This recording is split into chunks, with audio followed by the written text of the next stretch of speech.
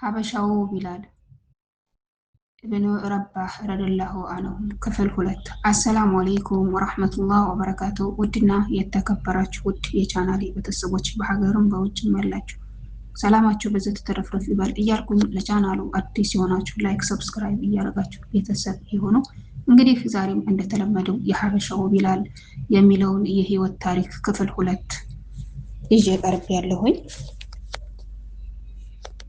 ቢላል ረዲየላሁ አንሁ ግን ለኢስላም ብቻ ሳይሆን ለመላው የሰው ዘር የሚያኮራ አቋም ከመውሰድ ወደ ኋላ አላለም።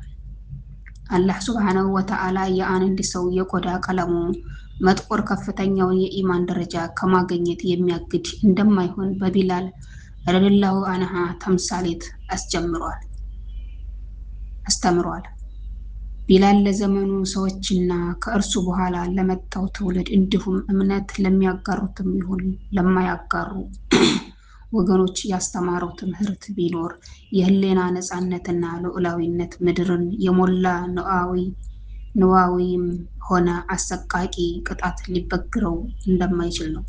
ቢላል ረዲየላሁ አንሁ እርቃኑን በትኩስና አሸዋማ መሬት ላይ እንዲተኛና ቋጥኝ ድንጋይ ደረቱ ላይ እንዲጫን ተደርጓል። ግን እምነቱን ሊቀይር አልፈቀደም። በተከታታይ እና በተደጋጋሚ ኢሰብአዊ ድርጊት ተፈጽሞበታል። የቁረይሽ ሹማምንት አንድ ባሪያ ሊያሳምኑ ወደ ቀድሞው እምነቱ ሊመልሱ ባለመቻላቸው ቁጭትና ሀፍረት ስለተሰማቸው ክብራቸውን ለመጠበቅ ሲሉ ቢላል ቢያንስ ስለ አማልክቶቹ ጥቂት በጎ ነገር እንዲናገር ጠይቀውት አሻፈረኝ አለ።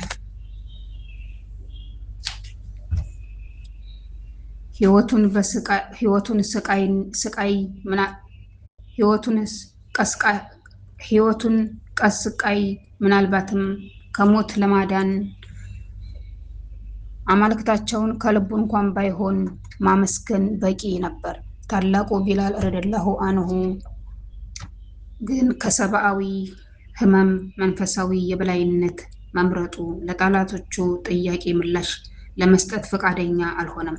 ይልቁንም በተደጋጋሚ አሃድ አሃድ በማለት የመለኮትን አንድነት ያውጅ ነበር። ላት እና ኡዛዝ የተሰኙ ጣዖታትን እንዲያወሳ ያለ መታከት ይጠይቁታል። መልሱ ግን አሃድ ነበር። እኛ የምንለውን ደግመህ በል በማለት ይገርፉታል።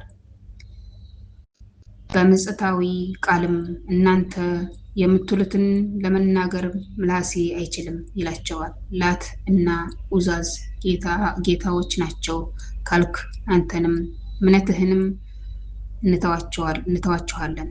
በእርግጥ እኛ ራሳችን ስቃይ ተቀባዮች የሆንን ይመስል አንተን በማሰቃየት ደክመናል።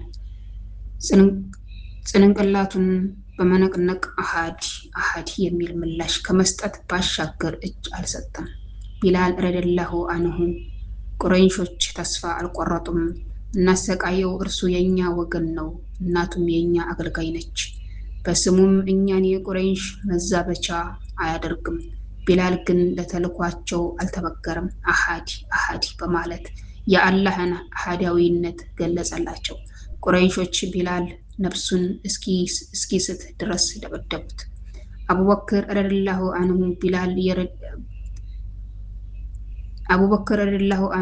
ቢላል ረዲየላሁ አንሁ ከሚሰቃይበት ቦታ ደረሱ። ደብዳቤዎችንም ወቀሷቸው። አንድ ሰው አምላክ አላህ ነው በማለቱ ብቻ ልትገድሉት ትሻላችሁን? ከዚያም ኡመያ ኢብን ኸሊፍን ቢላልን ከገዛህበት ዋጋ ጨምሬ እከፍልሃለሁ፣ ልቀቀው አሉት። ኡመያ በቢላል ረዲየላሁ አንሁ ተስፋ ስለቆረጠ ከሚገድለው ገንዘብ ቢያገኝበት የተሻለ በመሆኑ ተሰማው። አቡበክር አልስዲቅ ረዲየላሁ አንሁ ጥያቄ ከልብ ተደስተዋል።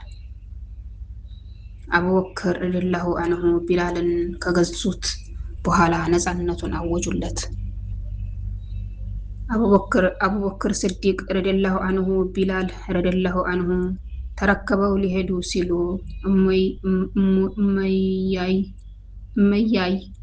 እመያ እንዲህ በማለት ተሳለቀ። በላትና ኡዛዝ ምላለሁ በአንድ ወቅት ወርቅ ካልሆነ አልገዛህም ብትለኝ እንኳን እሸጥልህ ነበር። አቡበክርም ረዲየላሁ ዐንሁ በአላህ ስም እምላለሁ በመቶ ወቄት ወርቅ ካልሆነ አልሸጥልህም ብትለኝ ኑሮ የጠየቅከውን እከፍልህ ነበር አሉት። ሱብሃንአላህ። አቡበክር ቢላልን ረዲየላሁ ዐንሁ ወደ መልእክተኛው ረሱል ሰለላሁ ዐለይሂ ወሰለም በመውሰድ ነፃ መውጣቱን አበሰሯቸው። ትልቅ ደስታ ሆነ። ነቢዩ ሙሐመድ ረሱል ሰለላሁ ዐለይሂ ወሰለም ወደ መዲና ከተሰደዱ በኋላ አዛን ማሰማት አስፈላጊ ሆኖ በተገኘበት ወቅት ይህን ተግባር እንዲፈጽም አንድ ሰው መምረጥ ግድ ሆነ። የዘር አድሎ የማያውቀው ኢስላም ቢላል ረዲየላሁ ዐንሁን በሙአዚንነት መረጠ። አላሁ አክበር! እንዴት ደስ ይላል! በሙስሊሞችና በቁረይሾች የነበረው ቅራኔ ወደ ወታደራዊ ፍጥጫ ተቀየረ። የቁረይሽ ሰራዊት ወደ መዲና ተመመ። በርካታ የቁረይሽ ሹማምንትም በጦርነቱ ተሳታፊ ለመሆንም በሙሉ ልብ ተነስተዋል። ቢላል ረዲየላሁ ዐንሁ ላይ ኢሰብአዊ ድርጊት ሲፈጸም የነበረው ኡመያ ኢብን ሐሊፍ ግን ከሀገሩ ለመውጣት ባለመፈለጉ ምክንያት ፈጥሮ ለመቅረት አስቦ ነበር። ጓደኛውና በቢላል ረዲየላሁ ዐንሁ ላይ እኩይ ድርጊት እንዲፈጽም ሲያበረታታው የነበረው ዑቅበት ኢብን አቢ ሙዓይጥ የኡመያን በጦርነቱ ተሳታፊ ያለመሆን ሰማ። ሴቶች ጭስ በሚሞቁበት ሸክላ በመውሰድም ወዳጆቹ በተሰበሰቡበት እንዲህ አለው፣ የአልይ አባት ሆይ በዚህ ሸክላ ጭስ ሙቅበት፣ አንተ ሴት ነህ አለው። ኡመያ የፍርሃት ማቅ መልበሱ ስለተሰማው አንተንም ሆነ ይዘህ የመጣኸውን ነገር ፈጣሪ ያጥፋቸው በማለት ብስጭቱን ከገለጸ በኋላ ወደ ጦር ሜዳ ለመዝመት ዝግጅት ጀመረ። ክስተቱ አስገራሚ ነው። ዑቅበት ኢብን አቢ ሙዓጢን በቢላል ረዲየላሁ ዐንሁ እና ወገን ዘመድ በሌላቸው ሙስሊሞች ላይ ጥቃት እንዲፈጸም ያበረታታ ሰው ነበር። ዛሬ ኡመያ ኢብን ሐሊፍን ወደ በድር ጦርነት እንዲሄድ አስገድዶታል። ምናልባት የሁለቱም ህይወት ፍጻሜ ቀርቦ ይሆናል።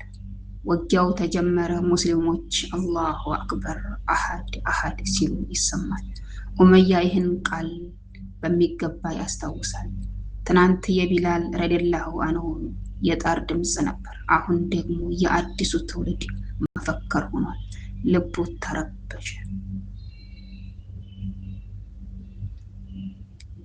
ውድና የተከበራችሁ ውድ የቻናሌ ቤተሰቦች በሀገርም በውጭም ያላችሁ የአላህ ሰላምታና እዝነት አይለያችሁ እያልኩኝ በዚሁ ሰነባበታለሁ። ቀጣይ ክፍል 3 እስከሚለቀቅ ድረስ ለሁላችሁም መልካም ጊዜ ብያለሁ።